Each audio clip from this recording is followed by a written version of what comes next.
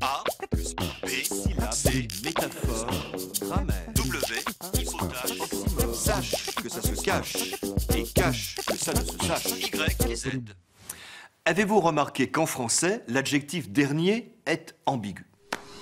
Le sens en est clair. Cet adjectif désigne un élément placé après tous les autres et sans aucun successeur. Décembre est le dernier mois de l'année. De cette signification générale découle un emploi particulier. Un élément peut être dernier s'il est le plus proche du moment où l'on est ou que l'on considère. Il n'a aucun successeur pour l'instant.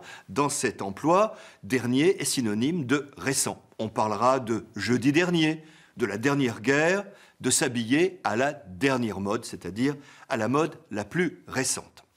Dans cet emploi, avec les indications temporelles, l'adjectif est généralement postposé. On distinguera le dernier jeudi du mois et jeudi dernier.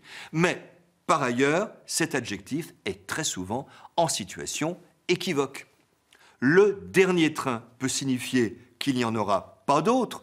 Le dernier train partira à 22 heures. Ou bien qu'il vient de partir.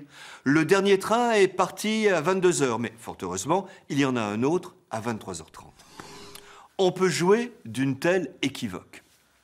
Un jeune homme qui avait forcé la porte d'André Gide lui déclara fièrement « Maître, je vous apporte mon dernier livre. » « Votre dernier livre, vraiment ?» répondit Gide. « Vous m'en voyez ravi. » A plus B, C, métaphore, grammaire, W, fauteuil, oxymore.